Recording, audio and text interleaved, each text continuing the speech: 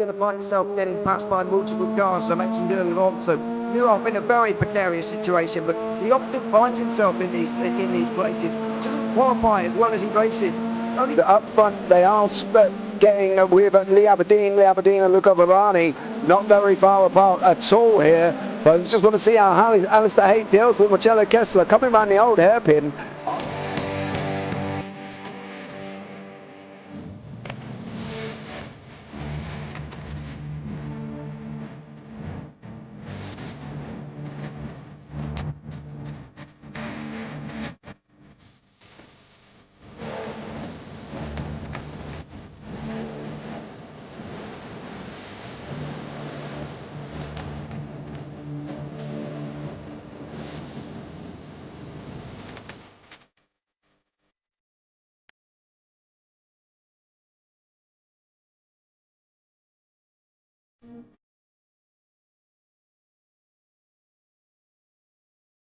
And I would say it's not the best decision they've ever made, just not having done that under the safety car, really. Yeah, they're taking their pit stop strategies from Ferrari lately or something. What's going on? In turn one, just too much gas on them, too much feet on the out pedal, and unfortunately he's dropped him all the way down the order. But Philip Hammer is out in front by an 8.91 seconds.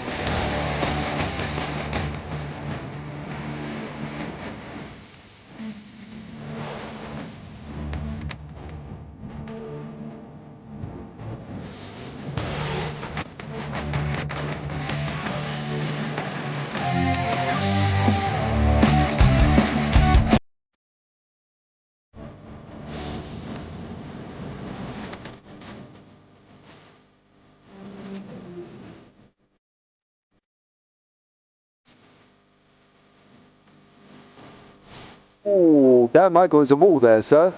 Definitely doesn't want to be hitting that earlier on as well. Difficult, the understeer is in the dirty air through that final corner because it's such a long corner and you get dragged off into the grass very easily. He'll up the slipstream down it towards the chicane. Peterson was briefly alongside, but that slipstream has saved him and kept him in third. Yeah, Varani now lost a little bit of time to Aberdeen, about half a second. Peterson is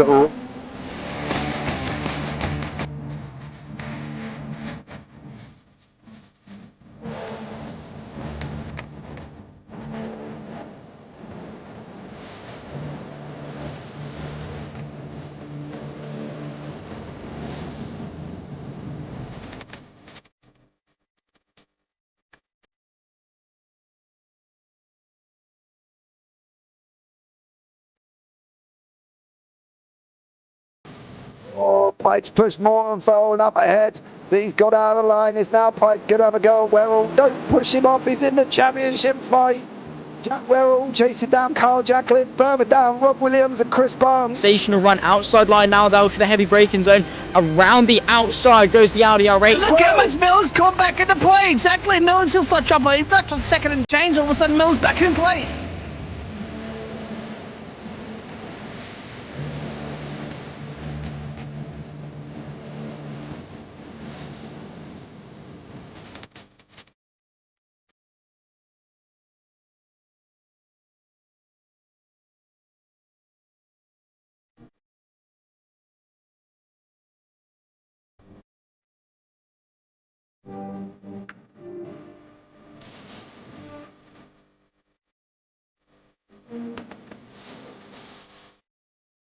Moving on to the back end of Bill Jocelyn. So there's been a lot of movers and shakers in this first 2 laps here for race. Absolutely serious racing league. Everybody's a lot of fun. Yeah. It's all about the entertainment, so I hope everybody is enjoying themselves out there in the chat. We know that Ron is enjoying himself watching the Burger King machines off into the grass a little bit there as they're really bunching up now.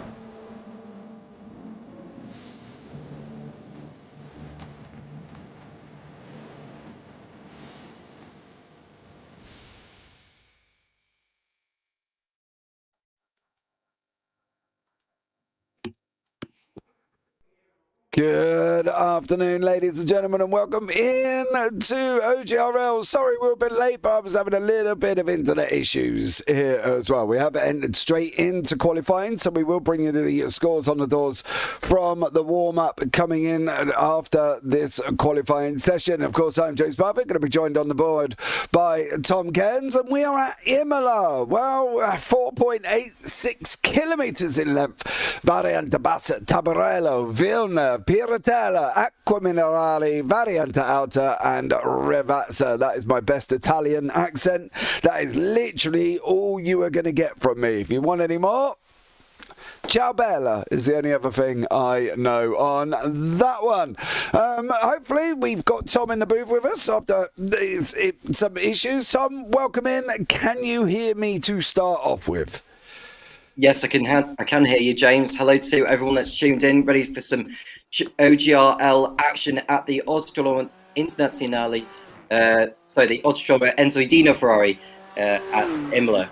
So I got mixed up with Monza for a moment there, but there you go. Yes, we are at Imola, home of the Emilia-Romagna Grand Prix, formerly the San Marino Grand Prix from 1981 to 2006, and the Italian Grand Prix in 1980. And we've got a lot of action to come. And we've got qualifying that's just underway at the moment. Drivers who have practiced a lot prior to the session, so we'll head over to trackside to see how they are getting on as the laps start to come in. Yeah, they are here as well, and big shout out to Mr. Kenny Bourgeois. He's back out of hospital, yay! And he's on track in his car here in the Mustang. He has got Save the Tatas on his car today as well, in relation to cancer research. So, you know, what can you say on that one? I can hear you fine, says William Bailey. Thanks so much for that one, and much appreciated on all the love of making sure that we are all up and running as well. Do love a good internet problem right before we're going to go and go live, so that's absolutely amazing. But we're back up, we're all good, everybody should be happy, and we're going to sit here and enjoy some great racing as well. Last time out of Phillip Island, it was a bit of a banger, and I can tell you one thing, Bradley Lovins took the pro win with Ryan Merriam in second place, and Crocker Jr. got third. In the Pro-Ams, it was Barry Acker, Tidwell and Williams, and then in the Ams, it was LaPratt, Comfort and Bonte who took the win on them in their classes, the podiums. So hopefully we should have a good one here as well. 9 minutes remaining left of qualifying, and at the moment, Damien Horvaten is at the top with Sean Rayleigh in the BMW, Ryan Merriam in the Audi, and then Josh Herring in the Porsche. So it's a Porsche 1 and 4, not the normal domination that we see of cars, but we've still got it there, and hopefully it will all be okay. And Tom, Imola itself, have you been here or been here in real life? No, I haven't actually. I haven't been to Imola as far as I know, but I do love the tranquility, the sort of scenery around this Imola circuit, close to the area of Bologna in the region of Emilia-Romagna. But it's such a wonderful place to visit, I can imagine, and a lot to learn along the way. Of course, there's that statue of Ayrton Senna, which is why, you know, fans love coming here. Obviously, Ayrton Senna fans remember this circuit very well, even if they weren't alive when Senna was around. They still love their racing here, hence why we've got the chicanes at Tamburello, Villeneuve, and what we used to have a chicane towards the end of the lap at Variante Bassa, no longer there. But either way, it's a wonderful racetrack, a very fast-flowing circuit, and the drivers will have spent a lot of time getting ready for this particular qualifying session and race to come. Yeah, absolutely. You can see here as well. That was a really tough weekend in '94. If anybody did watch it as well, Roland Ratzenberger also there. It was, to say, not overshadowed by the death of Ayrton Senna, let's put it that way, but let's most people, when they talk about Imola in '94, it is deemed by the Ayrton Senna weekend. And if anybody's watched the film Senna, if you haven't, I recommend you go and watch it. It is absolutely amazing, all that leads up into that weekend in general for him and how he started out. It's a really good film. But yeah, Roland Ratzenberger and Senna, it did cause, obviously, for the chicanes to come in on this circuit. Somewhat made it safer. It kind of, in a weird way, you've got Monza, which is a straight, a chicane, a straight, a chicane, a straight, a chicane, a straight, a chicane. But you got Imola, which is a straight, a chicane, then a hairpin at Tosa, then another little straight and wiggle round Piratella, and then you're into the chicane of Aquamilarali, chicane of Variante Alta, and then you go down into Ravazza. It's like the Italians really do like their chicanes on race circuits. They do. So I missed the first part of that question there, but in terms of the circuit, of course, it is steeped in history around Imola, with the deaths of Roland Ratzenberger and Senna, as you rightly mentioned. And we've seen some brilliant races here over the years, even though we had a hiatus, or Formula One had a hiatus from racing at Imola for 14 years before it returned in 2020. But I think the Italians do love their racing here. When you think of Italy, one word that comes into your mind is motorsport, and Imola certainly ticks that box. Yeah, it definitely does, and I think at the end of the day, it's going to be very, very interesting to see how these go here and how these get on, because I think at the end of the day, it's going to be an exciting racetrack, right? We have got GT3s hurtling around here. We they are coming round at an absolute rapid rate of knots, and at the end of the day, I think it's just going to be interesting to see how some of these guys handle it. I think this is the problem with this circuit. It's handled, it's flowing. It's got to be about how you take each corner. Each chicane is the next one, and that's what you've got to think about. And it's all a lot for some of these drivers to deal with, and I think that it could be interesting to see how they cope with it, how they deal with it. Where's going to be the opportunity to make the move through?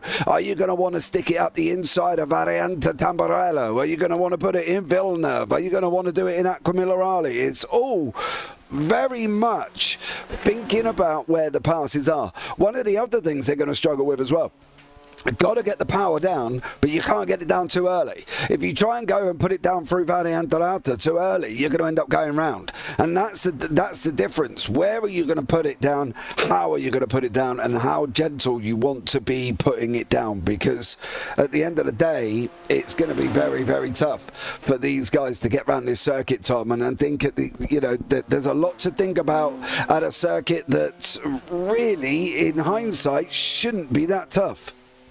Well, you got to remember the sausage curbs as well, which are both on the apex and on the exit as well. So you can't really be too greedy on the throttle as you come down towards each of the corners that have got a sausage curb, most particularly Tamburello, because as fast flowing of a sequence of corners it is, you've just got to be really, really gentle and sort of find the limits of that particular part of the course and other corners around Imola where sausage curbs could really catch you out. Yeah. We've got three. Yeah, you are right. I think that's the end of the day. You are right with how they're going to cope with them all. And you can see them on the inside there as Bradley Lovins goes around Aquamilarali. You can have a look going into Variante Alta. You'll see the same thing on the right-hand side. You'll see the big black bits sticking up. There's the parts of it, and there's a rough bit that bounces you up in the air. So it's going to be very interesting here. Ryan Merriam leading the pros on a 142.255. Bradley Tidwell doing a stunning job at a 142.884. And then we've got Cameron Risley leading the AMs at the moment. So that's great for him on a 143.954. A great job there from everyone as well, Tom. Currently at this moment in time, 2.5 minutes left. Then we go into a 5-minute warm-up, and that's where we'll bring you up the scores. But an exciting track as long as you drive it properly.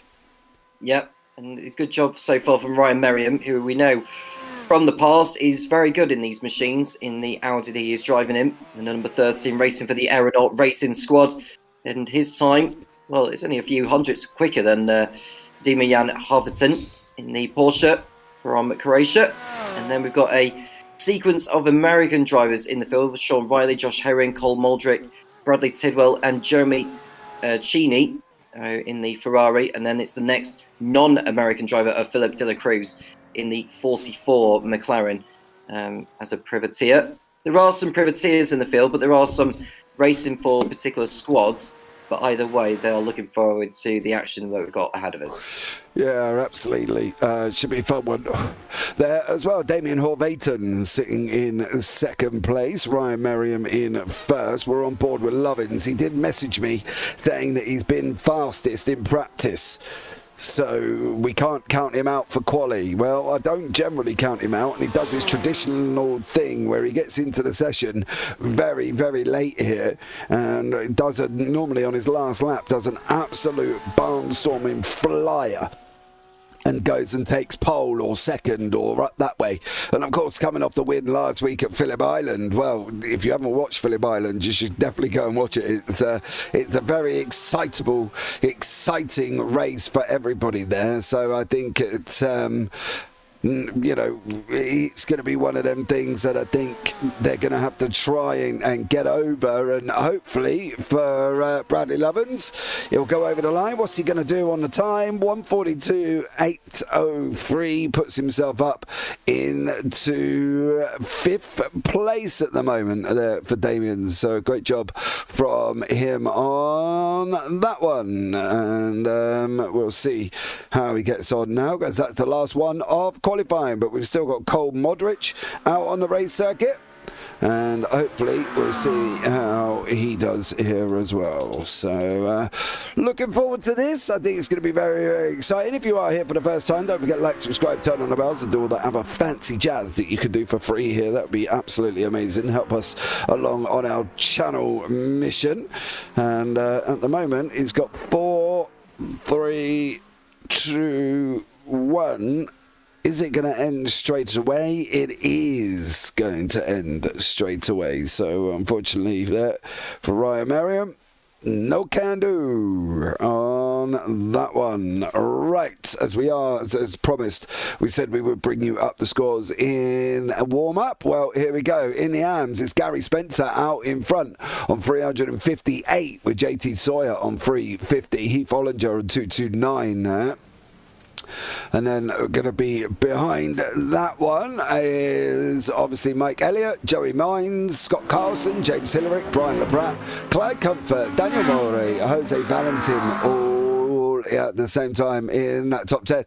Curtis Matthews, Cameron Risley, Sepulveda, Cody Bonte, Matthew Brennan, and Jesus Gonzalez, Ryan Henderson, Jim Cunningham, Todd Fuller, Mike Brady, and Jason Hall at the bottom. In the Pro-Ams, it's Bradley Tidwell leading the way out in front at the moment, with a bit of a gap now over Quinton Price for him. Obviously, Tidwell finished in second. Price did not have a good race last time out. Then you got Barry Acker, Padel Hanley, Jonathan Williams, Kenny Bourgeois, Brian Hoskins, Mark Bolton, Jeff Shrewsbury, Eric Gainsell, Michael Chaplin rounded out the top 10. Then behind that, Nick Marshall, William Bailey, Dan Svorak, George Parfitt, Anthony Hutchinson, Stuart Gibbons, Justin Koch, Brett Basil, Micah Dickinson, Chase Orgrave, and Tyshawn Green at the bottom end. In the pros, it's Josh Herring leading the way by 10 points over Bradley Lovins, with Jeremy Cheney in second, Cole Modric in third. Then you've got Ryan Merriam, Rich Modric in sixth, Alan Purser, Michael Dione, David Van Vroy, Ben Bakker, Damien Horvaton, Sean Riley, Brian Dudkowski, Philip De La Cruz, Mitchell Bowen, Marshall Crocker Jr., Kenneth Clodden, Caleb Pocock, and in 19th is Carroll, but his name's not Carroll, can't remember the rest of his name. Carlos Ruiz Padilla bring the rear on that one. Warm up now, take a place. Good luck, everyone. Always enjoy the broadcast. Sorry I couldn't be there this week, says DEVR88. Let me know who you are in the Discord, dear sir, so we actually know who we're talking to. That would be amazing here, and should be a good one, Tom. Should be probably a bit of a, hopefully a little bit of a classic and a little bit of a ding dong taking place. Yeah, I'd imagine so. A lot of drivers in the field, and given it's a fast-flowing section for the first part of the lap, they just need to make sure they get through that safe and sound. I'm sure they'll have been briefed of some degree as to how to go about the first lap, because, as we often say, it's not where it's going to be won, but it's where your race can be ruined in a blink of an eye. So they just need to be sensible on the first lap and not try and be too greedy thinking that the race is going to be won on the first lap. Yeah. You've got to make sure that you want to get to the end. David Vedroy, there you go. Thank you so much there, buddy, on that one for letting me know, and much appreciated for that. And yeah, it's a shame you're not here. It should be a good track for a Mustang, and hopefully we'll see a few of them up the front. But you never, ever gonna know until the race kicks in as well. And at the moment there's no forecast for rain, so let's hope we don't get any here, Tom, because that would just mix up a completely different scenario altogether. Yep. So we just watching the warm-up session. We just saw a picture of the Ayrton Senna statue, James, while you were speaking there, and obviously it's quite there we go, look, there it is. Yep, there is the image of the Ayrton Senna statue, which iRacing thankfully have added in there, which is a very nice touch, and that is part of the reason why Imola is the famous sort of circuit. Obviously it was an infamous weekend in 1994, but is the circuit that is mostly remembered for the death of a true sporting great, not just a motorsport great, but a true sporting great. That is Ayrton Senna, 3 times world champion, 45 a race winner 41 times, 65 times a pole sitter, and ironically enough, Michael Schumacher broke that record at Imola back in 2006. He took his 66th record-breaking pole position at this track. Did absolutely an amazing racing driver. But again, you mentioned there's a statue there for Ayrton Senna. Where's the statue for Roland Ratzenberger? My point exactly on that one. So yeah, just let me know if anybody's got any ideas of that, and why they didn't choose a statue of Roland Ratzenberger. He died there as well. I know he's not as famous, he didn't win as many championships, if any. He didn't win any, I don't think he won a race, to be blatantly honest, if I remember correctly. But, you know, at the end of the day, he died on the same racetrack.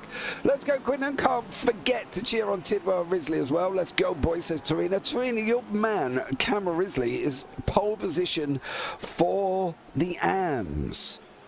So that's not bad whatsoever for Cameron. I think he's doing a great job on that one. And sitting on pole position for the AMS. Let's bring you up the grid then. Here we go. Ryan Merriam on pole with Damien Horvath in second, Sean Riley in third, Josh Herring in fourth, then Bradley Lovins, Cole Modrich and Bradley Tidwell rounded out the top 7. Jeremy Cheney in 8th, Philip Dela Cruz in 9th, Alan Purser 10th, Bill Backer 11th, and Rick Modrich is down in 12th place. Then Kenny Bourgeois in 13th, Jonathan Williams 14th, Dan Svorak 15th, Michael Dione 16th, Barry Acker 17th, Quinton Price 18th, and Cameron Risley in leading the AMS. Kenneth Cloddin in the top 20.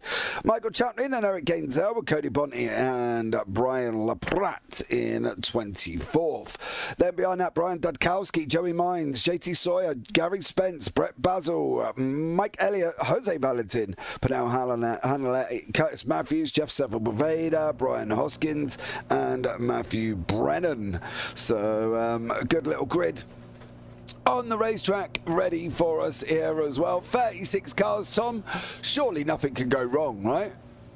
Well, you know, 36 cars. I think there was 39 registered, but if it is 36, then it is what it is. But we are underway with a half parade lap. Just started their parade, the so-called half parade lap around Akron Minerali. But it will be a rolling start either way.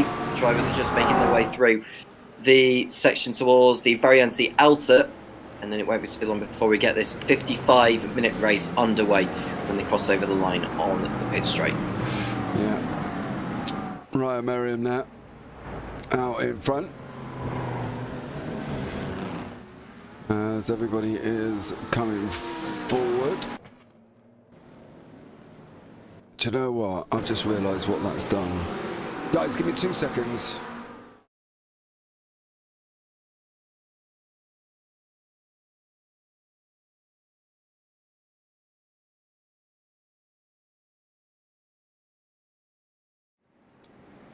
Right, we are back on the racetrack. Sorry about that. There was a little bit of an issue, and we're still having internet issues as we speak here. So bear with us on that one. And hopefully we will all get up and running. It looks like, however, there is going to be another pace lap.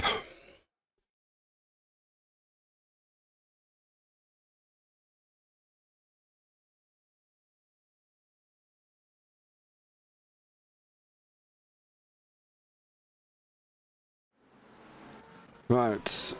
We are up and running currently at the moment. I'm fighting fires in the background. Give me 2 seconds on that one, and then we will pick up on what is going on the action. You can see currently at this moment in time, Ryan Merriam out in front through the Tamburello they go, and then Damien Horvaten tucked in behind it. Sean Riley in third, Josh Herron in fourth. No real dramas for a lot of people at the moment. Everybody made it through cleanly from the green flag. Then you got Bradley Tidwell, Bill Backer, Jonathan Williams leading the Pro-Ams, and then behind that is Cameron Risley still leading the AMs. No real driver swaps at the moment. Biggest gainer so far, Rick Modric, up 3 places for Rick at the start of the race as well. Ryan Merriam, though, taking the whole shot at the beginning of this 55 minutes here, Tom, and he got away cleanly.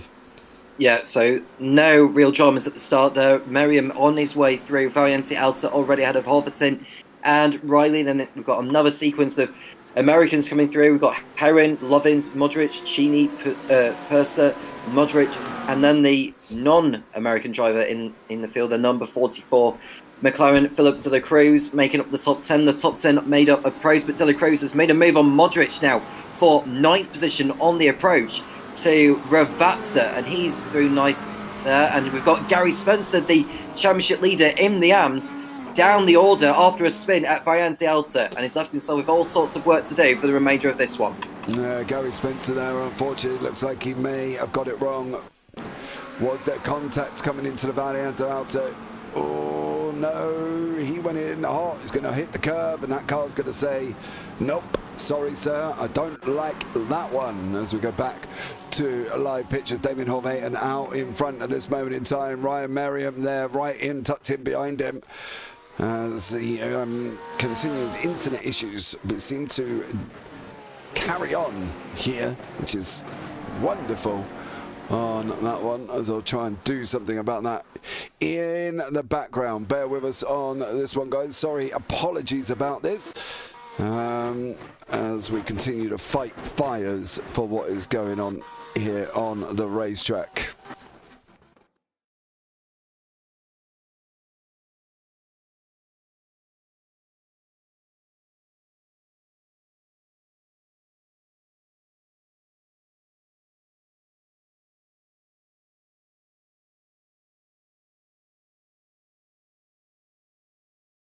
Right, hopefully that may, just as I say that, it starts again.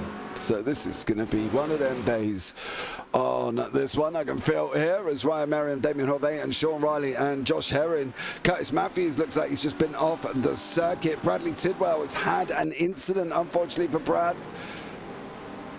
What's he going to be able to done here? Oh, he's run wide onto the curb and around he goes and into the wall for Bradley Tidwell.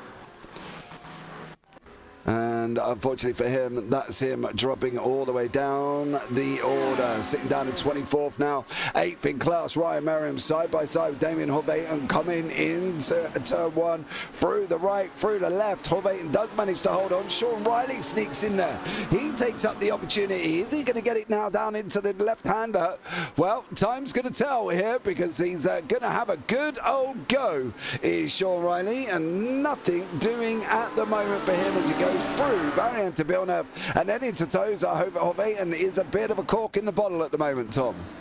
Horvaten defending his line into Tosa corner. Merriam, who was in the lead earlier, has dropped back as we continue to have some technical issues at our end, but seems to be carrying on as we are for the time being. But the drivers are making their way through the left-hander of Piratella, and Overton still maintaining the advantage over Riley, with Merriam in third place, and we've got Lovins, Modric, Persa, De La Cruz, Cheney, Modric, and Bakker now, who's made his way through into the top 10. The leader of the Pro-Ams is Jonathan Williams in the 64 BMW, and the leader of the AMs is Cameron Risley in the 4 McLaren, who's made up 1 position from his starting place. Yes, at this moment in time, Bill Bakker there. Still scrapping away nicely on that one, doing a good job for Bill currently. So he's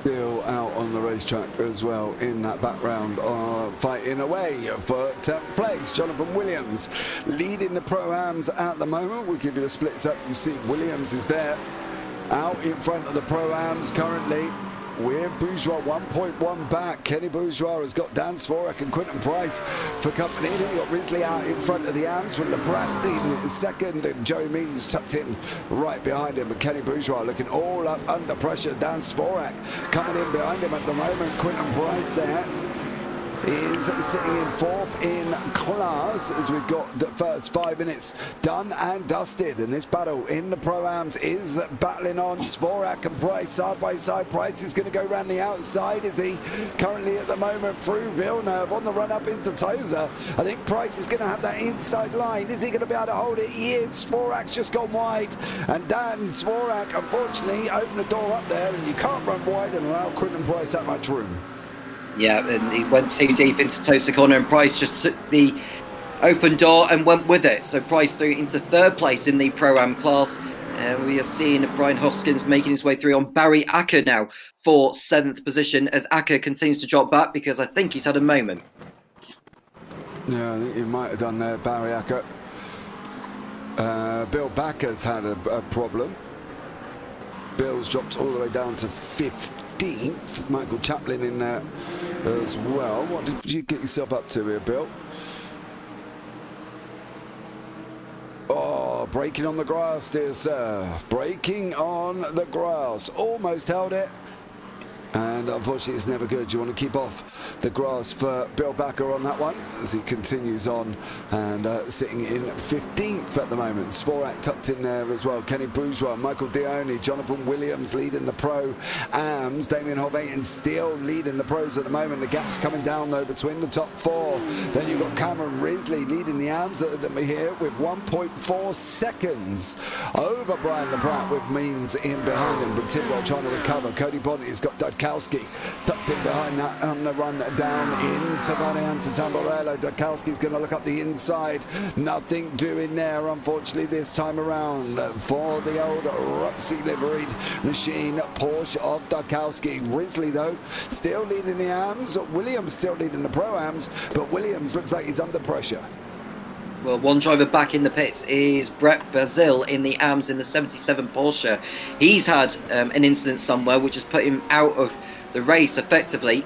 He was running towards the top end. I think it was like 6th or 7th or maybe even higher than that before he had his off.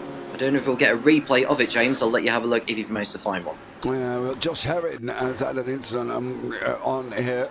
So poor old Josh in that Porsche. Oh, he got knocked, and then unfortunately round he went. Did he keep it out of trouble, or was there contact after, as he decides that he wants to go funny? Can't find nothing for Brett at this moment in time, so not entirely sure what he did. He just drove into the pit lane apparently for Brett on that one. Jonathan Williams, Michael Dearney and Kenny Bourgeois all leading the 1, 2, 3. Williams leading the Pro-Am, Dearney separating them from the Pros, and Bourgeois, who is in there from the Pro-Am, sitting in 2nd at the moment. So great action taking place. Normal routine though is got to have a bit of a, they're having a bit of a ding dong here on Imola, Tom, and they're continuing to fight on. Yeah, they're continuing to fight on. They know it's still in its early phases. There will be a mandatory pit stop for all the drivers that they have to do. As of when they can do it, well, that's down to them to decide on it. You're looking at Michael Dion in 10th position and 2nd in class on his way through Tamborello corner. It's behind Jonathan Williams, who's the leader. It's the pro, of Michael Dion, my apologies. He is running 9th in class in the pro class, and Jonathan Williams is ahead of him, and behind Dion is Kenny Bourgeois in the 98 Ford. Yeah, he is at the moment. Kenny Bourgeois grabbing in currently. As these guys continue to fight on, Dion and Williams. How's this one going to pan out here?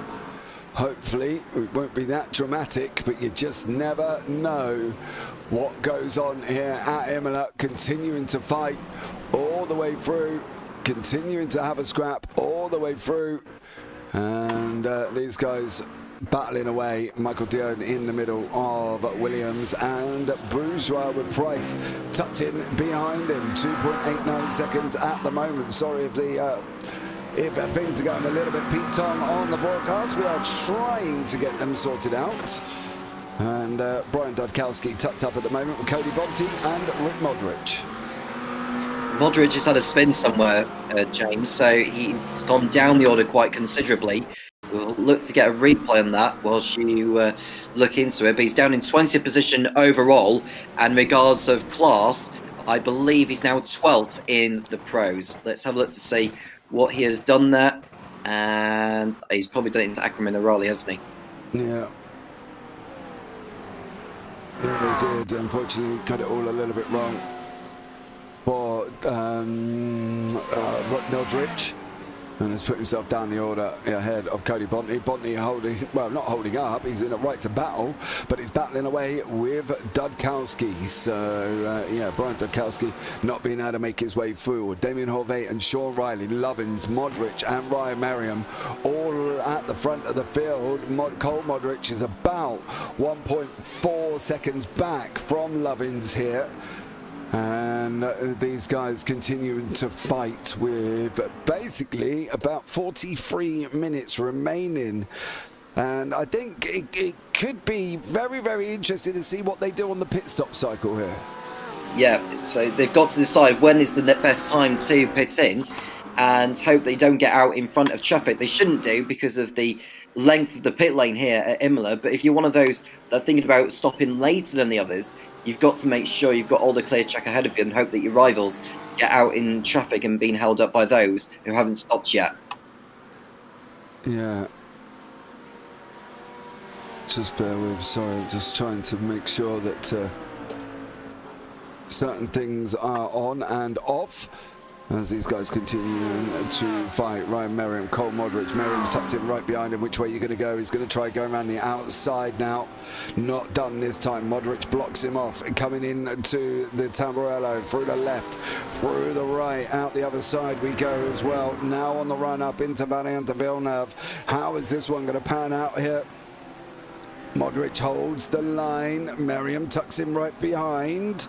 Off the side of the circuit goes Cole Modric. That's going to open the door up. He's just lucky he had Tozer there as well. He can block the inside. Merriam can't go through. Modric survived that one, Tom, but, you know, only just. He touched the gravel on the exit of Villeneuve. Very lucky. He had the inside for turn number, well, it's turn number 7, I think it is, but otherwise known as Musa. So he's living to fight another day, but Merriam is going to be able to get back through here, and I think he might well have done at the moment. I don't think he's quite there yet, though he nearly lost it on the entry to Piratella, and Modric is able to hold on for now. Yeah, he is at the moment. Modric there still currently holding on to the place, and still staying in front of Ryan Merriam. Bradley Lovins further up. Sean Riley, Damien Horvath and Jonathan Williams and Kenny Bourgeois separated by about 2.46 seconds at this moment in time. Cameron Risley has now got Brian LaPrat closing in on him at a rapid rate of knots here for Cameron. He's going to have to get on his bike a little bit. But LaPrat is right in behind. Tidwell's right in behind that as well. Could we get an idea of what's going on in the back of the back? I have as well. 745. I've been up and down and in and out and round everybody. As Pernell Adelaide has just had a big old moment. Or is that Jeff Sepulveda? Looks like he's had a moment, and that was Cody Bonte. Very slow, awkward spin there for Sepulveda. And unfortunately goes round towards the end. But LaPrat and Risley currently side by side here. on that run down now. There is Risley. Oh, it's LaPrat and Tidwell, actually. Sorry, my bad. Tidwell's got obviously recovering after his Lambo ended up in the wall. And through he goes on Brian LaPrat. Eric Gainzell trying to make up spaces. But that's with Brian Hoskins alongside him here. Who's going to be able to get this one? And you can see Gainzell further up the field. Into turn one we go, into Tamburello. And Gainzell does manage to get through on Mike Elliott. So battles all the way through, but it's the leaders coming together now. Yep, so the gap between the leaders as we speak, the top three separated by 9/10 of a second. Hoverton, Riley and Lovins. Cole Modric is a further 3 seconds back from that battle as he's preoccupied with Ryan Merriam in the fight for 4th position. And then we've got Alan Purser, Philip de Cruz and Jeremy Cheney in the top 8 at the moment. Jonathan Williams is still the highest of all the Pro-Ams, but he's not too far in front of his nearest rival, Kenny Bourgeois, in their own battle with Michael Dion sandwiched in between two Pro-Ams and another couple of Pro-Ams of Quinton Price and Dan Forbach. Yeah. But it's continuing to fight out here. And continue to battle on once more. Ryan Merriam in behind Modric, Lovins, Riley, Horvaten up front. Bourgeois has got Dion in behind him. Kenneth Clodden, Cameron Risley has got Clodden in front of him. Dudkowski's trying to make his way through. He's got Jose Valentin and Hanley in behind that. Gainzell in the battle, in the mix, in the fight. It looked like Clyde Comfort's just had a bit of a drama.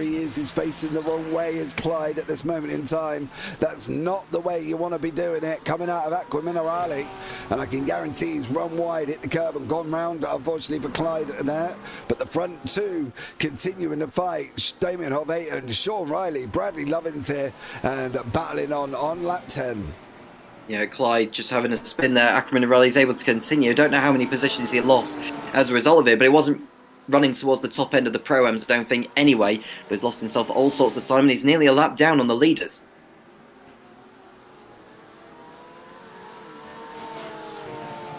These guys up front here, Bradley Lovins, Sean Riley and Damien Horvaten. The three lead in the pack currently. And Jonathan Williams, Bourgeois and Dion all in there at the same time. JT Sawyer, Joey Means and Brian LaPrat having a battle with Tidwell, who's trying to get on and past Cameron Risley. Nick Marshall, I should be out there, but I had too many G&Ts last night. Yeah, Nick, not a good idea. Trying to drive under a hangover there, buddy. That will cause you some form of problems, and definitely not a good idea. I would be there too, but he's been, unfortunately for William Bailey, been deployed, so no driving at the moment for Mr. Bailey. Nobody else off the side of the circuit currently, which is always good, as these guys continuing to fight once more. We've got 37 minutes remaining of the 55, and great battles still happening, but it's mainly the front three here, Tom, going for it continuously. Lap by lap by lap, everywhere you look. There's not like a distinctive place where they can just get the overtake done at the moment, because they're all so close to each other. They don't want to risk ending up spinning around, as it's very difficult to recover all that time back.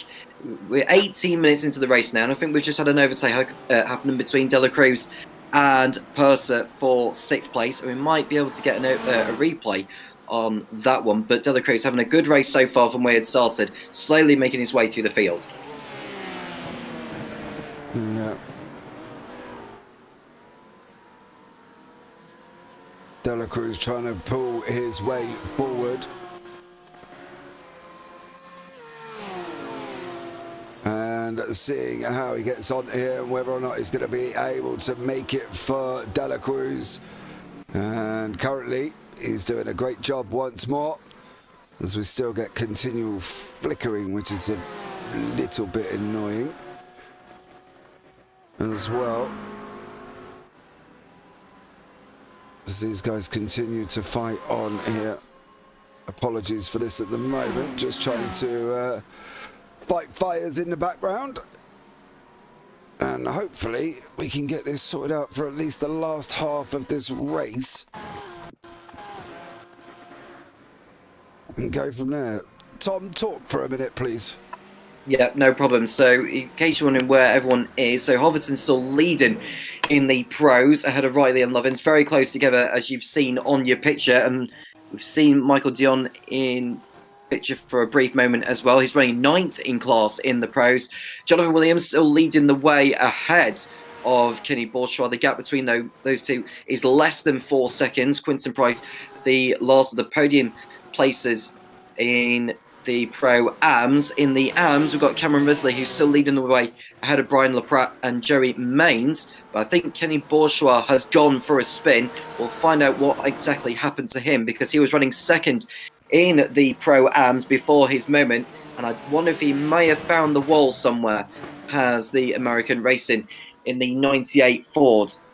And he's left himself with more work to do than desired. But going back to what I was saying about the AMS, Joey Maines is the last of the podium placers in that respective category. He is less than a second behind LaPratt, has got through on Cameron Risley, and that's because Risley has made a mistake somewhere. Further back, Clyde Comfer, who has been in the wars previously in this race, as have Jeff Sepulveda. We saw a spin from him at Toaster Corner not too long ago. He's dropped down the order. Curtis Matthews has been overtaken by Michael Champlin, which is no surprise anyway, because Champlin is in a Pro-Am, whereas Matthews is in an Am. So the Porsche going through on the McLaren on that occasion. We're coming towards the phase where we should start to see some pit stops coming around. We don't know for certain how much fuel each drivers have put on board. I imagine they've gone for a certain fuel setting before the race had started, so it's kind of like down to them as to when they decide to pit in. But we are continuing on as we are. We've got Dan Forak in the 614 McLaren, running in 11th position overall and 3rd in the Pro-Ams now, in the final podium position. And it seems to be hotting up still at the front between Horverton, Riley and Lovin, still refusing to leave each other alone in that squabble. And I would imagine that is going to go right to the very end. We will apologise again for the technical issues that we are having at the moment, but we are doing our best to keep you right up to date with what is happening on circuit as we speak. I think Cody Bonte has been in the wars somewhere as well in the 021 Ferrari. And he has left himself, he's in the pits actually, whilst Clyde Comfer, who's behind him in terms of the number of laps done, he's on circuit, still circulating. Barry Acker, who's already been in the wars in this race, is still not running, and Ryan Henderson hadn't even started in this one. I don't think we even saw him in qualifying either. But Lovin's still keeping Horverton in sight as they come towards the first set of back markers in this race. And this could get rather tasty, and the back markers could play their own role in how this race gets decided. Horverton still leading ahead of Riley, and then it's Lovins. The gap is less than a second, but to be fair, given you can see all three of them in your picture, you don't really need me to tell you the gap. Cole Modric, not to get confused with Rick Modric as well. There are two Modriches in the field. Cole Modric running in 4th place overall and in class, whereas Rick Modric is running 20th in the 71 Porsche. He is currently 12th in class, just ahead of Josh Herring. In fact, Josh Herring's a bit of a margin back from him, 7 seconds in fact between those two. But Rick Modric will have to get by the likes of those from Pro-Am and Am to get back amongst those within his own respective class. Behind Herring, who is 13th in class, we've got Brian Dukowski, who is the last of all those in the Pro category. He's having to make do with trying to get through on JT Sawyer, which he does so now. And JT Sawyer dropping back in the AMS, but not in terms of the class, but overall position is what I was trying to say. He is now 4th in the AM class, is JT Sawyer, just ahead of Jose Valentin, who is less than half a second behind between the two of them, so that battle could rage on in the near future.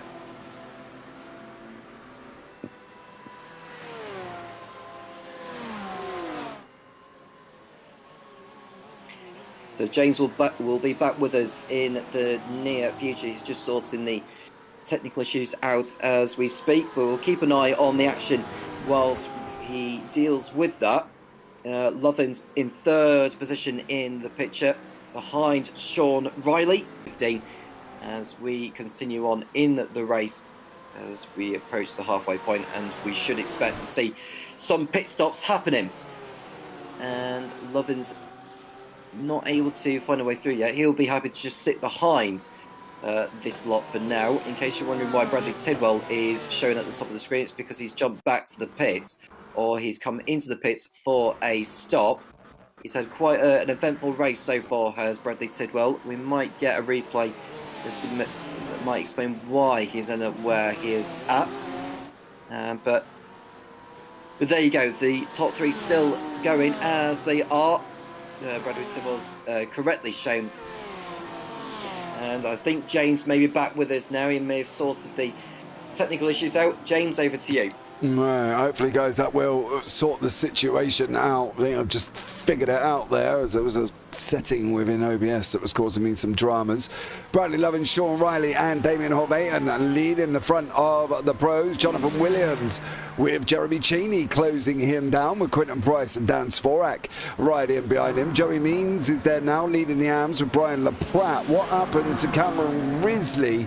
I hear you shout and ask, and at the moment, for Cameron Risley, he has gone into the pit lane, so he is the first one of the AMs to pit, and along with Kenny Bourgeois and also Bradley Tidwell has also been in the pit lane to get that damage we saw earlier on. Thank you so much for sticking with us here on a delightful Sunday morning for some of you lovely people, Sunday afternoon for us individuals here in the UK, as Damien Horvath continues to lead. Sean Riley riding behind him, Bradley Lovins in behind that one. It is action all the way through, and it will be here as well. Not long left of this race. We've only got 28 minutes, so not a massive amount of time there, Tom, for these guys to get their places and get their wins when they can.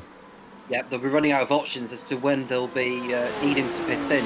So the top three have got to make their own mind up. Who's going to blink first between Hoverton, Riley and Lovins? We'll leave that for the viewers to decide on that. And Cole Modric won't want to rule himself out of it too much, and I've just seen that Lovins has made a mistake on the exit of Variante Alta, but has got away with it, but he's lost time. Yeah, Lovins losing a little bit of time, 1.3 seconds in fact to Sean Riley and Damien Horvath, and Ryan Merriam still in behind Cole Modric, Rick Modric in behind Brian LaPratt. Of course, LaPratt does not want to lose time to Joey Means in front at the moment, because I can tell you one thing, it's the battle for the AM lead here. So for LaPratt, he wants to keep hold of Joey for as long as physically possible. Eric Gainzel, Brian Dudkowski, Brian Hoskins, Penel Hanley, all sit there as well, as you saw Penel's McLaren make a big old moment as these guys coming down into Aqua Minerale through the first right-hander, coming out the other side. Penel Hanley's that McLaren is not looking comfortable. He must have driven it like it's absolutely burnt up the tyres for Hanley, and he looks like he is going to lose that place. However, Hoskins is on the inside for Alta. He does make it through and takes the position. Riley and Horvath very close together at the moment, coming around the left-hander of the Piratella. Now they're on their way down into Aqua Minerale as well. That Porsche holding its own here, Tom, and I kind of weren't expecting it to do that. Well, he's doing all he can, Hoverton, to hold Riley up, but that's only good news for Bradley Lovins, who can get back into the fight here after that error at Variante Alta. We've had a pit stop involving Dan Forak, I think, as well. He was running towards the top end of the Pro-Ams. Rick Modric also in for his mandatory stop. So this could change things, actually, because if the leaders catch up to those who are behind them overall in a different class, they may catch up to them before they start making their own pit stops. Yeah, Damien Horvath and Sean Riley, they're not very far away from some of the back markers. That is currently at the moment 28th place in the back end, just in front of him. That is Cameron Risley, who's just gone and got his pit stop. That would be his worst case scenario, as he does not want to be involved in that one. Gary Spencer's just been off the side of the circuit as well. He's going to get sucked up from the leaders who are coming in thick and fast. Brian Hoskins, Pernell Hanley still side by side. Now they're doubling up as well through the Piratella. Now how's it going to work side by side through the Aqua Minerale? McLaren on the left, McLaren on the right, and it is Hanley goes through this time as well. Had to be big and brave there trying to go through Aqua Minerale side by side. Yeah, very brave, but he was always going to have the high ground into the right-hander there. So very, very good move from Hanley to get through on Hoskins for 19th position overall and second, or fourth I should say, in class. We've had a pit stop also for De La Cruz. He's in. Cloden has also come in. Heron is also in. De La Cruz, we know what he can do in the pit stop phase as we've seen from him in the past. I think it was in Zandvoort or somewhere like that where he was able to complete an undercut on those by pitting in earlier than the leaders, and it paid off for him in the long run. So that's what his aim will be at. Vincent Price going through on Jonathan Williams' pole position, and it's no wonder why, because I think Jonathan has made his way into pit road. Yeah, Josh Herron, Kenneth Clodden, Brian Dukowski, Eric Gainsell, all in the pit lane as well. Michael Chaplin going past them there, just leaving them guys that left for dead while they're in there changing their tyres. So Josh Herron, Clodden, Gainsell, Dudkowski, all in there as well. You saw the Roxy livery machine of Dudkowski up as he's taken tyres. Rick Modric in behind Curtis Matthews on the way round down Bassa now. Coming into Tamburello, who's going to make it through here? Modric holds that line. And then Curtis Matthews still is not allowing him through. Ryan Merriam just jumped into the pits. Damien Horvath and Sean Riley, Bradley Lovins all keep going. And that was a back marker in behind them there. Who is that up the front? That is Brennan ahead of them. But Horvath has literally just had Riley tucked up right behind him all the way through the race. Yep. Well, Hoverton is he's very known to holding up drivers anyway, and he knows where to place the car in the right places. Well, he's loving the fact that he's leading at Imola as well. Ryan Merriam and Michael Dion are both in the pits, and I think I have to take back what I said about Jonathan Williams. I don't think he had a pit stop. I don't think he came in. I think he had a spin somewhere, and now he is in for a pit stop. Although it's his second time he's been in the pits, so I don't know exactly what's going on involving Jonathan Williams as we speak, because he has been leading the Pro-Ams for most of this one. Whereas Quinton Price is able to continue on his way, and he's got a chance of actually coming out on top in the Pro-Am class today.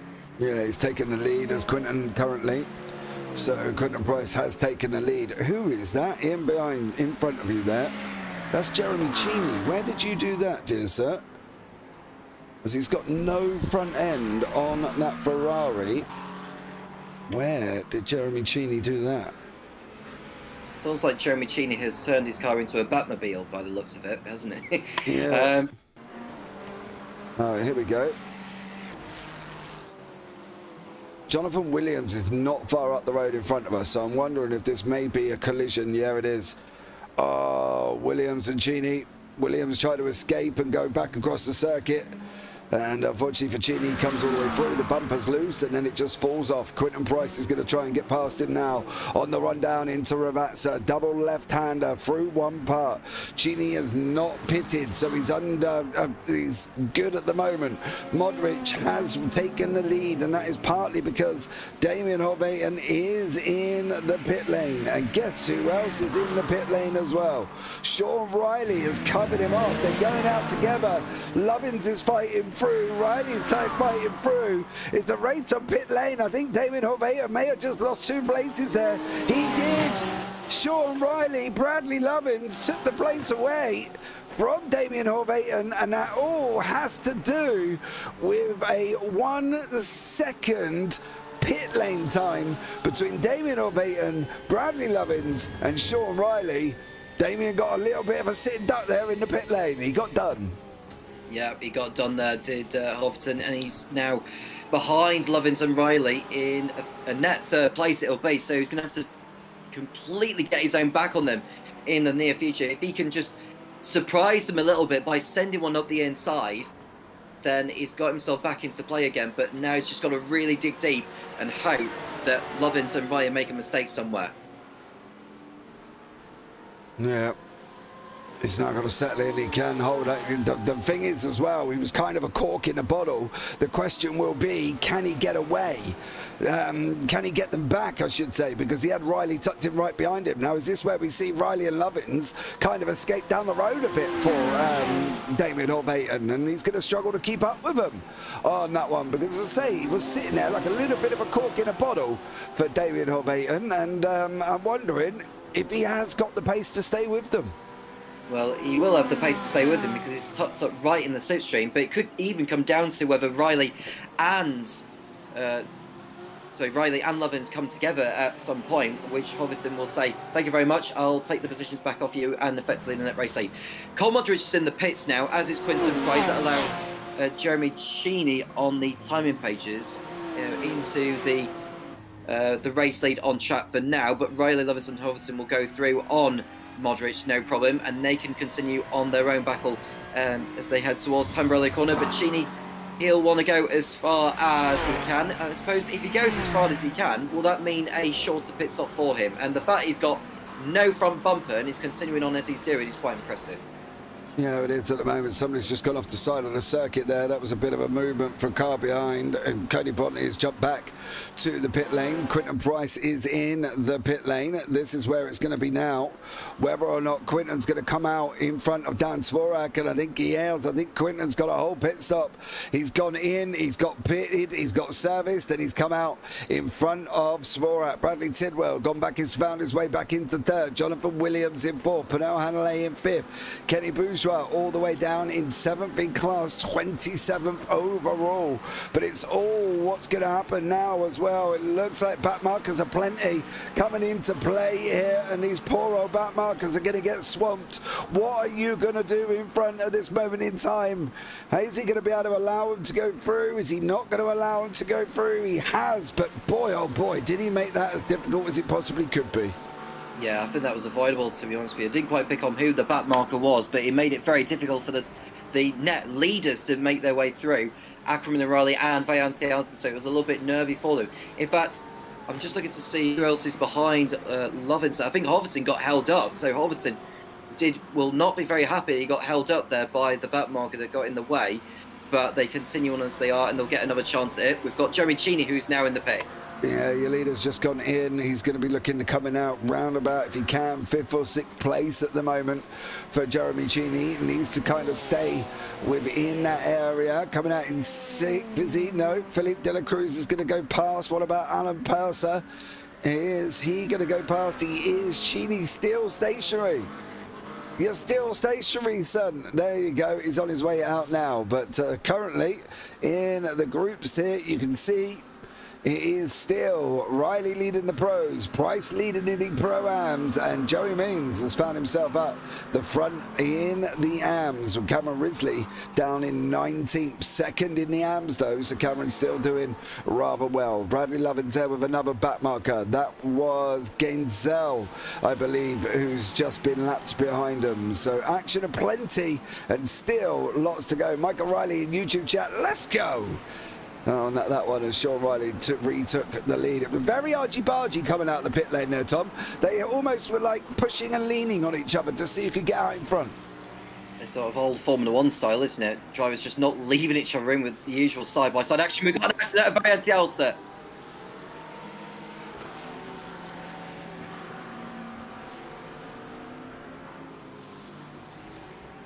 That was Brian Hoskins. Did he have a moment there? Because that's Chaplin Coke all involved. He's gone up the inside. He's going to get a hit from the Porsche. That's sent him round. The Porsche has waited. Everybody else is kind of taking avoidtive action there. And then the leaders are going to come through. There's Riley, there's Lovins, there's Horvaton. And I think Damien Horvaton, the back markers have not been nice to him today. I know, dude, I would be flashing like an absolute madman as well on that one. I've got to be honest, you've got to be looking at these situations, I think, Tom. Certain parts of the racetrack, certain blue flag scenarios, you know, I do love me blue flags, but I would be doing that. I would be doing that for Damien Horvaton, because that is Justin Coke in front of him, who's just about, he's been lapped. He's all the way down in 26th. He then gets it all wrong, trying to stay ahead, and that was unavoidable. That was for him unavoidable. If he just hadn't tried to battle the guys, the leaders in front of him, of Clodin and Modric have just gone and swapped places. Modric made the place and then got through. But that's one thing I find at the moment as well. Like, I don't like many people, right, when I drive, but at the moment I'm into the SR10s at Nords, and I just find that if you're slow, let them go. Why are you hanging on to the place, especially if you're a back marker? Curtis Matthews, my VR headset just crashed. Ooh. Did you make it back though, Curtis? That's going to be the question. Or did you hit the wall? Oh, you hit a wall. Did you take anybody out in the process though? That's going to be the question. Oh, Ravatsa. That's a hell of a place for a VR headset to crash. Take it straight on. Straight on. Well done. But yeah, that's not a good place for a headset crash to be going down into Ravatsa there. Yeah, so he's obviously had the problem there, but at least he's done it in probably one of the best places to have the problem at and not somewhere else. So Curtis Matthews is able to get back to the pit lane there, and yeah, it's not a good time to suffer a problem such as that. Brazil has also been in the wars. He was running in 6th position, I think, in the AM class before he's hit trouble. We'll find out to see what happened involving him. But well done to Joey Mains, actually, on getting into the AM lead, because he was 3rd from what we remember before all the trials and tribulations that have been going on. He's managed to find his way through into the AM class lead following the pit stops. Cameron Risley's in behind that, probably not going to be overly impressed that he's all the way down in 19th, but Cameron, you're still sat 2nd in class. Cole Modric now with Ryan Merriam. These guys have been stuck together like Velcro, and these back markers, you are not making this easy. Not making this easy. Running him into the corner. Where are you going to go? I don't know. Modric, just looking on the...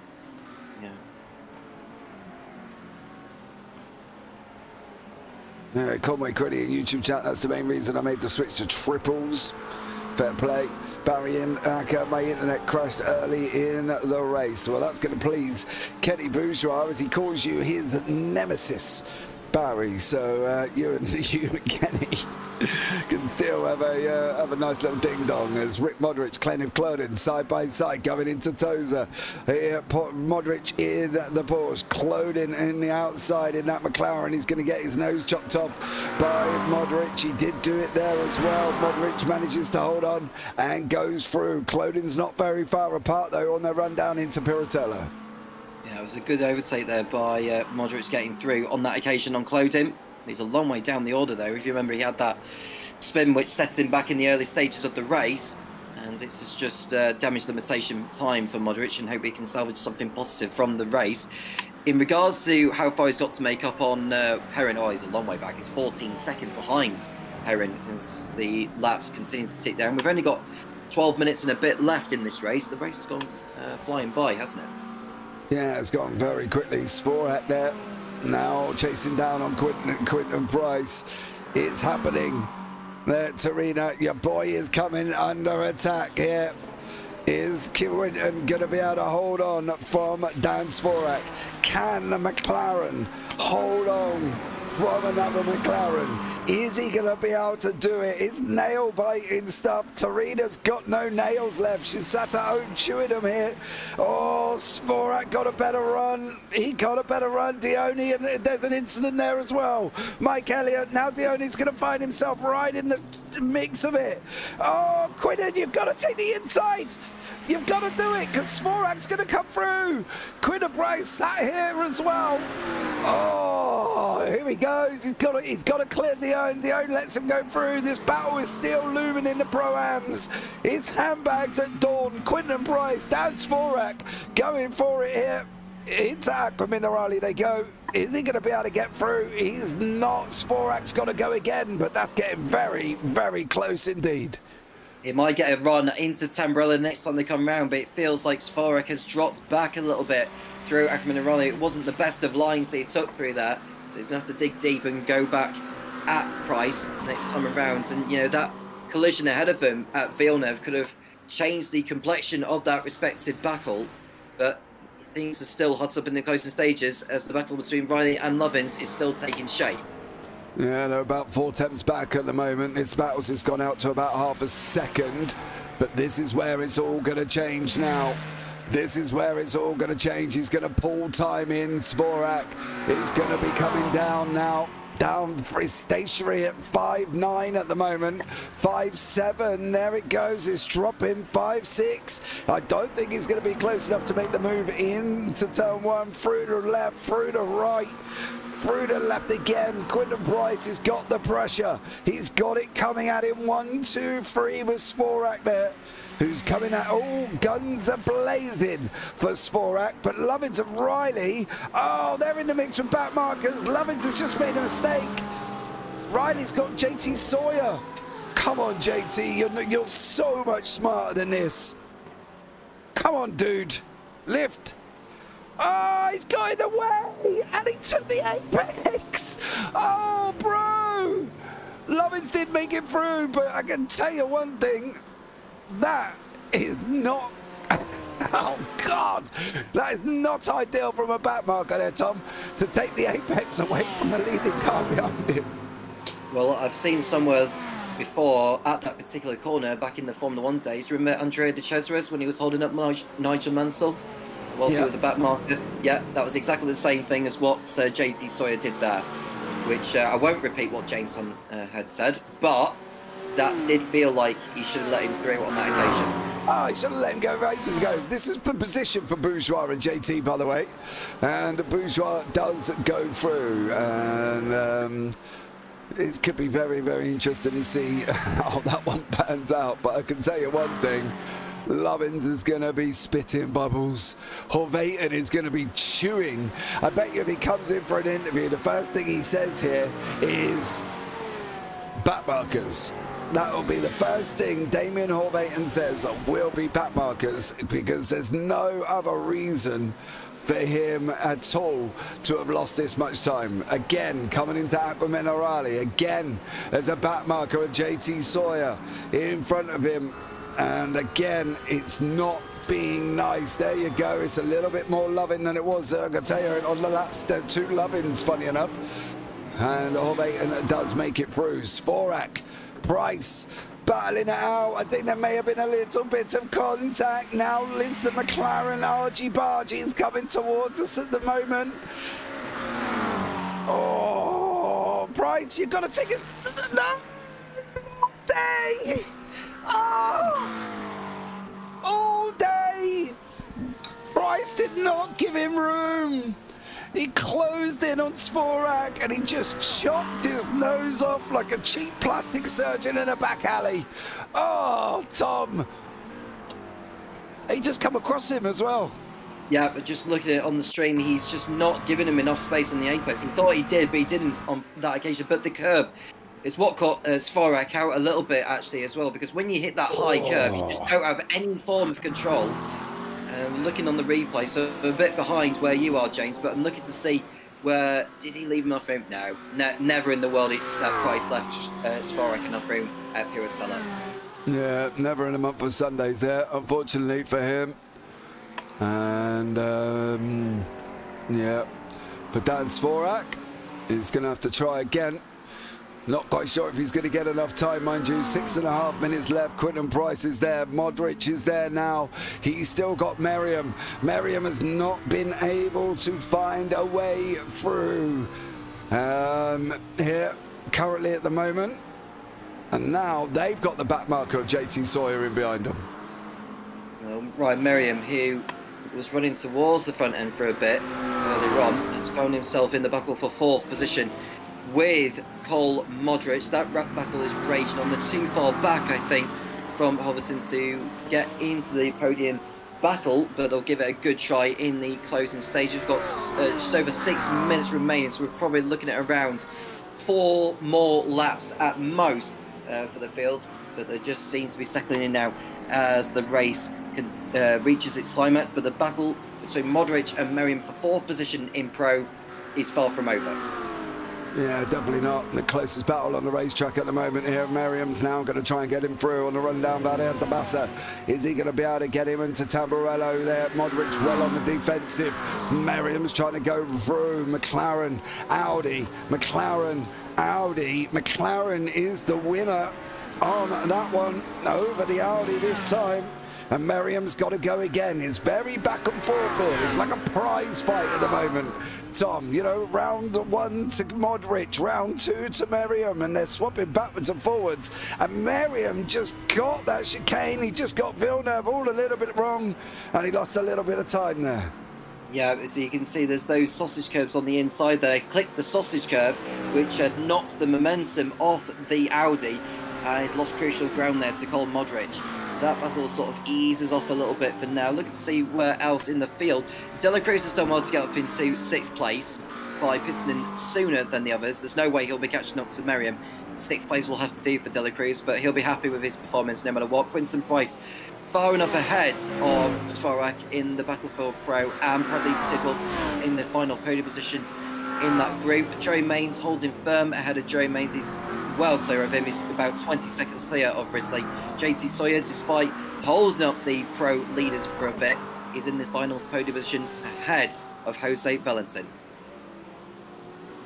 Yeah, that's your rundown with literally 4.5 minutes to go, whereas Riley is coming over the line. We're going to have about, what we're going to get 2, possibly 3 laps. Lovins is dropping back, Corvaton's dropped back. Cole Modric is still not getting away from Ryan Merriam, and Ryan Merriam is still not getting past Cole Modric. It is like Velcro with these two currently at the moment, and it just looks like Merriam's got nothing for him. He doesn't know what to do with Cole Modric at the moment. Well, he's trying to take a different line sort of slightly to gain some extra speed on the exit on each of the corners, and it looks like there's just no way around for him. It's not an easy circuit to overtake anyway at Imola, and that's because of the lack of slow speed corners. I know Toaster is a slow corner, but it's not far off the Villeneuve chicane, which is also a medium speed section. So he's going to have to try and do it into Valiente Elsa, or do it into Ravazza, or do it into Tamburello. But the problem is, they're not the slowest corners in the world. No, apart from Toza, there's no real sudden stops. Everything's quite flowing. Acrominerali's flowing, Alta's flowing, Ravazza's flowing. As I say, apart from Toza, there's nowhere else he's going to be wanting to try and stick it up the inside at the moment. You know, he is at the moment stuck behind a rock and a hard place for Ryan Merriam. He's got to make a decision. Does he either send it, or does he not, and take what he can get? Now, for us, we'd love to see him send it, right? Absolutely. Have a ding-dong, son. Go for it. You know, put it up the inside, stick your nose in, see what happens, and go from there. But for Ryan Merriam, he may sit back looking at the point scenario and decide, actually, I really don't want to do that. So it's a bit of a hit and miss for Ryan Merriam now, and I'll be interested to see what he does, how he plays it, and whether or not he's just going to go full send. Stacey there with a thumbs up in YouTube chat. I'm not quite sure which bit you're thumbing up there, Stacey. Is it the full send, or is it the sit back and take the points? But not long left. 2 minutes on the clock, and our leader is just coming into Toza. So we're going to get one and one more, or this one and one more. Yeah, so it'll be the last lap. He'll be coming round to Sean Riley. He's done well jumping both Lovins and Horvaton. In fact, it was just Horvaton he jumped, actually, because he was in front of Lovins before the pit stops had begun. Bill Backer has been in the pits with a problem, and he's dropped to 13th in class now. He's had a below par race, but as long as he gets to the end and gets some points, I suppose that's all that matters. But the battle between Modric and Rowan is still there, but time is running out now, as Sean Riley will be coming up to start the last lap very, very shortly. Yeah. He is on his way in through Alto, as Sean Riley's just ahead of Modric and Ryan Merriam. as these guys are coming into Variante Alta. Riley's on his way down into Ravazza. It's all settled down in the other classes. Price is leading the Pro-Ams, but I can tell you one thing, Dan Svorak might feel a little bit aggrieved. Philip Dela Cruz and the Lexus wannabe of Alan Purser in the BMW, believe it or not. Full send, said Stace. All right, Stace, we'll keep an eye and see what he can do here. That's my excitement talking. I bet it is as well. But at the moment, Dela Cruz and Purser, as we're on to the final lap. Now there's, oh dearie me, stay where you are. Well done, Bill. Coming down now. I don't really know where Ryan Merriam's going to be able to do this. He might have to try and use a back marker there. Yeah. Where is he going to find the back marker? That's the million pound question. But Sean Riley, what a job he's done today with everything he has done, playing the pit stop to perfection. But Marion, I think, is going to have to settle for 5th place on this occasion. But well done to Sean Riley on a splendid performance today. You know, from start to finish, qualifying well and getting the jump on Horverton in the pit stops and keeping Lovins at bay. Yeah, but I can tell you one thing. There's going to be some discussion about back markers. As Riley comes through, Aquaman Morale, these guys are just heading down now. Ryan has not got long left at all. He's got probably about half a lap here. Ryan Merriam over Cole Modric. That's Bourgeois ahead of us. And Kenny there, obviously a lap down into Variante Alta he goes, but it is going to be Riley who's going to take the win in the pros. Lovin's going to get second, I believe, and Damien Horvaten will get third. He's probably just not had luck with back markers. And here we go now. Sean Riley's going to go over the line. It's going to be job done for Riley. He's going to wrap it up. He's going to take the victory. Sean Riley will win at Imola after getting blocked on the line. Over he goes. What's going on with Cole Modric? Oh my, Ryan Merriam's had an accident.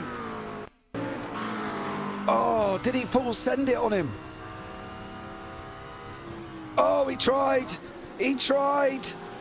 Oh no. Almost got it. Almost got it there for Ryan Merriam. Quinton Price has come over the line to take the victory in the Pro-Ams. Well, he will be. He's going down onto Ravazza as well, through the left-hander there as well. And he's going to come over the line. Shame for Ryan Merriam. Had to go right at the end, didn't quite make it through. Yeah, it was worth a go, but he just wasn't quite alongside enough, was he? He needed to be maybe a little bit braver on the brakes, and it would have robustly got him through. Quinton Price coming through. I don't know why Josh Heron has come into the pits there, which is a bit strange. But Quinton Price winning out in the Pro-Ams, and well done to Cameron Risley. No, Joey Mains. Joey Mains, sorry. Yeah, I was looking at the wrong. I think when I look at it on the live timing, it sort of changes colour. But when we look at Joey Mains, it changes to green. Hence why I was looking at the first blue. But Joey Mains is the winner in the AM class, ahead of Cameron Risley by quite some margin as well. Yeah, Risley was on pole position, and JT Sawyer will take third place here. So JT taking third as these guys have completed Imola. Don't forget, it's the final round next week, and it should, if I'm not mistaken, be the endurance round, and it's at the Nürburgring GP layout for everyone who wants to come along and get themselves involved. Kicking my feet over here for Quinton, first in class, so proud. Yep, well done, Serena. He has gone and wrapped it up there for Quinton Price. Great job from him overall. Right, let's bring you up the results before we have a chat with some of the drivers. And here are the results for you now. Sean Riley, let's try and clear that so it makes it a little bit cleaner. There you go. Sean Riley is your winner. Bradley Lovins in second. Damien Horvaten in third. Then Cole Modric fourth. Ryan Merriam fifth. Alan Purser in sixth place. Philippe Dela Cruz seventh. Jeremy Cheney eighth. Quinton Price wraps up the Pro-Ams with Dan Svorak in second, and then separated from Tidwell. Bradley Tidwell in 11th. Jonathan Williams in 12th. Joey Means wraps up the AM win with Michael Deone, Rick Modric, Kenneth Clodden, and Cameron Risley in 17th place. Moving on. Josh Herring down in 18th. Pernell Hanley down in 19th. Brian Dudkowski 20th. Kenny Bourgeois 21st. Bill Backer, JT Sawyer, Jose Valentin, Brian LaPratt, all 1 lap down. Gary Spencer 1 lap down. Michael Chaplin 1 lap down. Gainzel's 1 lap down. Sepulveda, Basil's 1 lap down. Elliot Hoskins is 2, Brennan's 2, and we know what happened to Matthews. He was out, Coke was out, Bonty was out, Comfort went out, Barry Acker also went out as well, and I don't believe Ryan Henderson actually took to the start.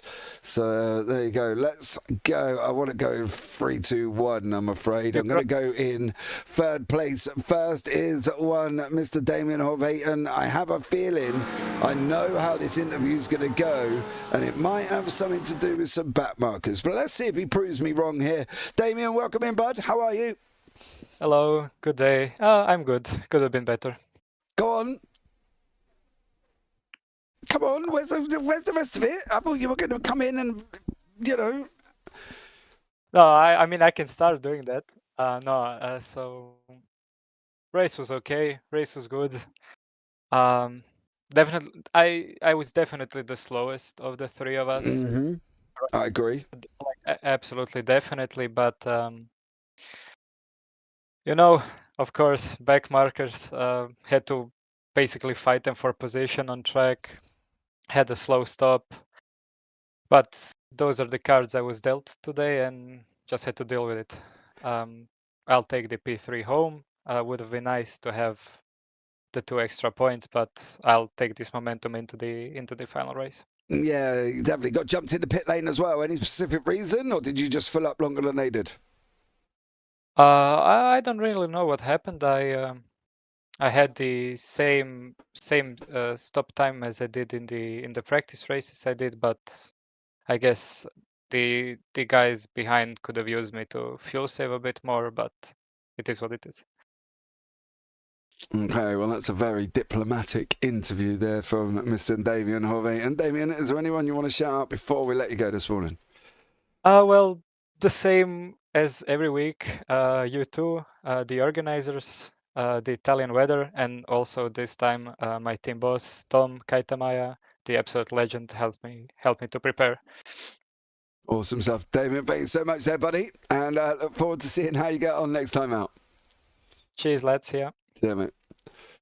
Right, and we're going to have a chat with second place man Bradley Lovins. Did he have the same issue as Mr. Horvaten with back markers? Does he feel it affected his race? Well, let's find out here as well. Brad, welcome in, bud.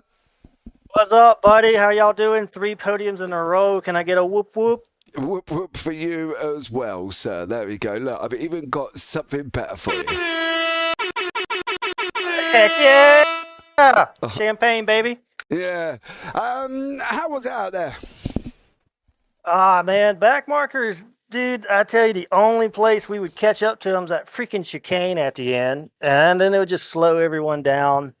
I was right on Sean's butt, man. I was going to try and ride it to the end. He was a little quicker, but he would make a mistake here and there. I thought maybe I could get around him, but we went to that chicane, about 3 laps to go, 4 laps, and had some back markers there, and they was all over the place. And next thing I know, I tapped the back of Sean and then got a freaking 1X slow down, and a back marker held me up going to the main straight, and I just lost all my pace. So once he got 2 seconds ahead, man, there was no catching him. I seen Damien was 3 seconds behind, so I was just trying to keep the X's down. I didn't want to DQ. I got like 12 off tracks, so definitely easy to get an off track here. Definitely was there as well. We did say that back markers were playing a massive part in the lead battle, and I think you've just literally confirmed it for us as well. Going into next week, how do you see it? Oh, man, I know the Nürburgring, the big track, but I don't know the GP very well. I know the combined Nürburgring, so I know half the GP, I guess. I got to learn it. 90-minute race, as y'all know, so... a little bit more strategy, a little bit more tire saving, maybe. Yeah, I just got to go practice, man. I found some pace in the last 3 weeks. I don't know where it came from. So I'm going to see if I can't keep this podium thing going. Hopefully David can come back next week. I'm sure he'll be up there up top as well. So I got some stiff competition between Damien, Sean, Josh. I hate what happened to Josh. I seen him and Ryan got together. That's two races in a row for my guy. I hate it for him. Yeah, it's going to be definitely an interesting one next week as well. Brad, anyone you want to shout out before we let you go? Oh man, sponsors, Sim Motion, Butt Kicker, Ron Service, he tuned the Porsche yesterday, OGRL, and you guys, JP Broadcasting, you're the best in the biz. I appreciate it, y'all. No, you don't watch today's though, Brad, because we've had a little bit of technical issues. All right. Even with the technical issues, you're still the best, man. Don't worry about it. Happens to everybody. Much love, buddy, and I'll catch up with you soon, Brad. Yeah, man. Peace. Take care. Right, I'm going to have a chat with this man here as well. One, Mr. Joey Meansdown, who took the AM victory. A lot of love for Joey in YouTube chat from our very own Ben Graves, of course. Joey, welcome in, bud. How are you? I'm well, and you? Mate, I've been working hard today, I've got to be honest. But it's been good. I've enjoyed it. How was it out there for you? It was pretty good for the most part. I felt pretty confident. Qualified pretty bad, which I thought I should have had a better time. But you get off a little bit on the rumble strips and like turn 7. It just knocks you for the off track limit, and it ruined the lap. And I think it was my last lap too. So that was the unfortunate part of qualifying. But I mean, overall, felt great. Didn't really have too many issues. Was kind of loose in the hairpin after. I think that I might have my turns mixed up. I think 7 is a hairpin going to, so 7, I kept on getting loose there, but being behind traffic, just kind of matching everyone else's speed, just kind of threw me off at the beginning, but after I had green track in front of me after the first few people were ahead of me that pitted, and I just hauled the mail and try to get as big of a gap to the next AM guy as I could until I pitted. And I mean, before I pitted, I can't remember his name. He was right behind me about a second or so. So he's pretty close. And I think we both pitted on the same lap. And I just ended up beating him out. He might have had a penalty or something, maybe. I'm not sure. But yeah, once I got tires and filled up and went to work. Yeah, you definitely did on that one, dear sir, and well done for you. Is that your first AM win this season? Yeah, it's been pretty rough. Yeah, it's your first AM. I did wonder whether I thought it was. Yeah, but it's your first AM win in this sort of season 2, I suppose we could look at it and call it as that as well. But listen, congratulations, dude. You finally got one. Going into next week, how'd you feel? Well, with that track, I'm not even going to try to pronounce it because I can't. But Ring. Yep, that one. I just know it's one of the biggest tracks out there, and I'm not looking forward to it. So, I mean, I put a lot of practice in this week because I knew it was a fast track. I think that's probably what's been hindering my performance lately. It was just I haven't been practicing as much as I was in season 1. But getting back on the saddle and hopefully try to remember any of these turns that are coming, because I have a hard time after, I think, 20. That's fine. That's all you need. It's the Grand Prix Strecker layout. It's not the full Nords. Oh, okay. So it's just the Grand Prix circuit at the beginning, where the beginning of Nords is. You would turn left to go into Nords. You're just going straight on. So you've only got, what have you got currently? So 1, 2, 3, 4. You've only got about 12 to remember, mate. That's it. Oh, okay. Well, it's not as bad as I was expecting. No, I was expecting it's a short one. Okay. All right. Well, either way, I'm still going to have to remember that track, and I know it looks very tight, and I mean, this track was wide, and I can't even pass here. So, oh yeah.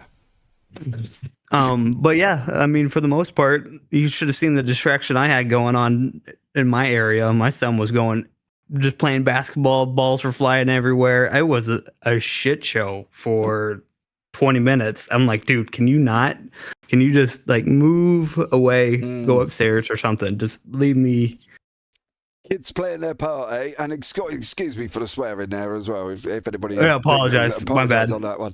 Joey, listen, I better get on and get Sean in here. Anyone you want to shout out before we let you go, buddy? Yep, my wife, my kids, they're the best. Even though one was playing basketball while I was playing racing. Everyone, the admins for the league, and you boys for putting on the broadcast. Appreciate you, and see you guys next week. All right, man. Take care, Joey. Have a good one, buddy. Yep, see ya.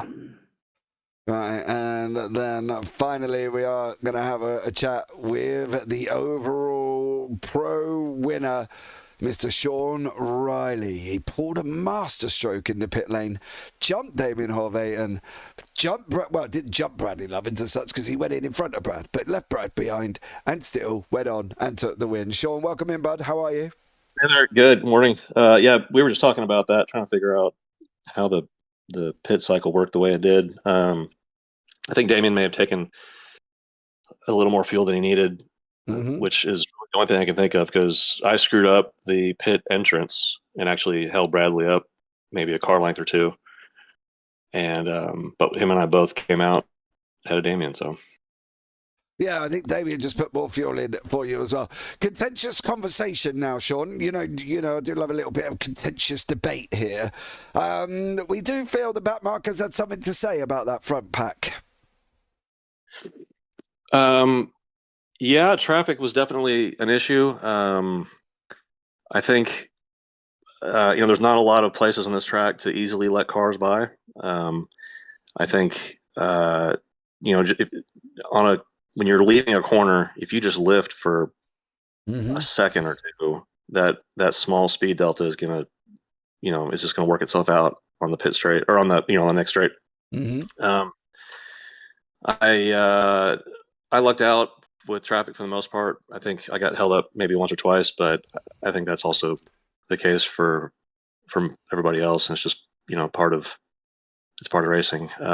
Bradley and I did come through the chicane at one point, and it was like a parking lot. There were cars everywhere.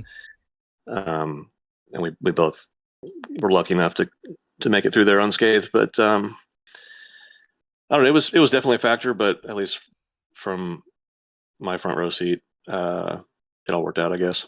Yeah, dude, listen, you went and took a win. All right, let's not sugarcoat it. Right?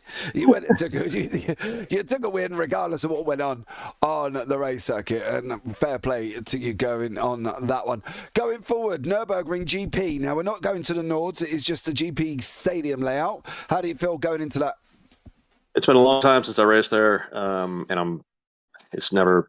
It's been long enough that I'm not sure how I'll do. But honestly, next week is the U.S. Grand Prix, which is a race that we're going to be going to.